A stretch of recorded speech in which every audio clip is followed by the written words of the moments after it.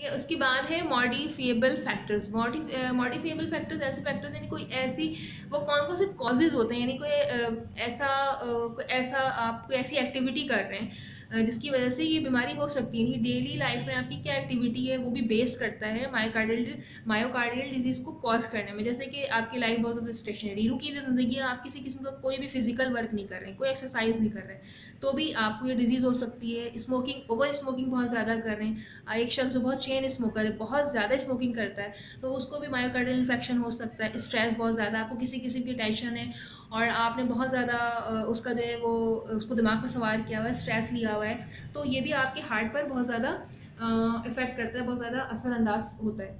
Heavy alcohol consumption है, यानी बहुत ज़्यादा आप, अच्छा इसमें ड्रग्स वगैरह भी शामिल है कि अगर आप किसी किस्म की नशावर अद्वियात इस्तेमाल करते हैं, हैवी ड्रग यूज़ करते हैं, हैवी अल्कोहल लेते हैं, या विस्की या बियर वगैरह जो है वो शराब नोशी वगैरह अगर कोई सा शख्स कर रहा हो तो उसको भी ये डिजीज़ हो सकती है। इसके अलावा आपके डाइट में फैट्स बहुत ज़्यादा शामिल है, हाई फैट डाइट आप ले रहे हैं, तो इससे भी आप जो है वो मायोकार्डियल इन्फेक्शन का शिकार हो सकते हैं। तो ये दो ऐसे फैक्टर्स हैं जो कि मायोकार्डियल डिजीज इन कुछ मॉडिफिएबल फैक्टर्स में अगर देखा जाए तो कुछ कॉजेज होती हैं, और अगर नॉन मॉडिफिएबल फैक्टर्स देखा जाए तो एज, सेक्स, रेस और फैमिली हिस्ट्री वगैरह उसमें शामिल होती है। देन उसके बाद है हमारा वेस्कुलर सर्जरी।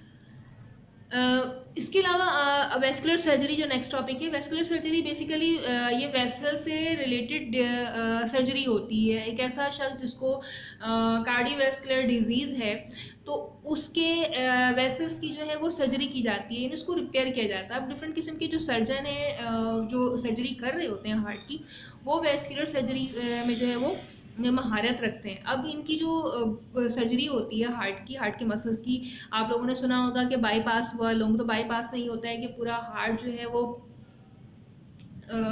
हार्ट की जो है वो मुकम्मल तौर पर जो हार्ट को पूरा ओपन किया जाता है, तो इसको जो है वो बाईपास कहा जाता है। अब इसमें इसके अलावा जो है सर्जरीज में हार्ट की एंजियोप्लास्टी होती है एंड फिस्टुला फॉर्मेशन है in case of renal failure. ये सारे जो हैं वो हार्ट से रिलेटेड डिजीज़ होते हैं और उन डिजीज़ को जो है वो डिफरेंट तरीके से सर्जरी करके उनकी जो है वो रिपेयरिंग की जाती है या मरम्मत की जाती है। अब जो हार्ट सर्जन होते हैं वो उन पूरे डिफरेंट टाइप की, क्योंकि डिजीज़ होती है हार्ट, तो वो डिफरेंट मेथड्स को यूज़ करके फिर वो हार्ट के वेसल्स, आर्टरीज, अगर कोई आर्टरी जो है वो ब्लॉक है तो वो उसको साफ़ करेंगे, उसमें से सारा अगर कोई फैट वगैरह उसमें जो है वो उसकी कंजप्शन ज़्यादा हो गई, डेपोजिशन ज़्यादा हो गई है, तो वो उसके पूरे रास्ते को, यानी कि जो वो आपकी आर्टरी और वेन्स का जो पूरा रास्ता है, जो पाथवे बना हुआ है, उसको वो क्लियर करते हैं।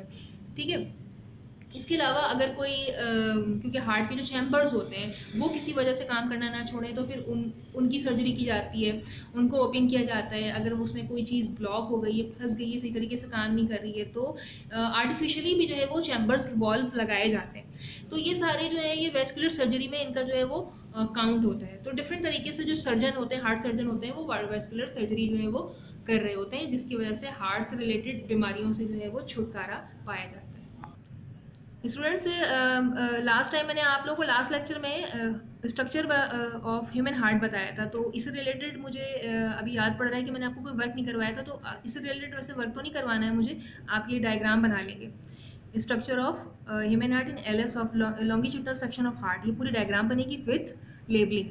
देन नेक्स्ट टॉपिक आपको जो मैंने आज पढ़ाया है कार्डियोवैस्कुलर डिसऑर्डर, ये आपने हेडिंग डालनी है। उसके बाद कार्डियोवैस्कुलर से ब्लड वेसल्स तक लिखना है, फिर आपने लिखना है एथेरोस्क्लेरोसिस, यहाँ से लेकर मोस्ट से लेकर लेयर तक। इसके बाद आपने आर्टरियोस्क्लेरोसिस लिखना है, इटिस से लेकर, ये पैरा जहाँ पर एंड हो रहा है।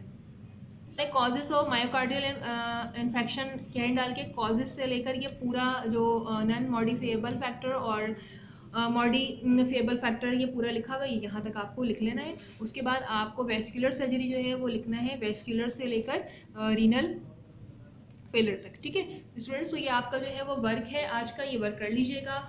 नेक्स्ट क्लास में इंशाल्लाह हो सकता है कि आप लोगों से अब फिजिकल क्लास में मुलाकात हो, वरना तो फिर मैं फिर से दोबारा जब तक पेपर्स नहीं हो रहे हैं जब तक फिर आपको आगे भी मैं कुछ रीजनिंग क्वेश्चन वगैरह करवाऊंगी। ठीक है, काम कर लीजिएगा, इंशाल्लाह नेक्स्ट टाइम आप लोगों से मुलाकात होगी। अल्लाह हाफिज़।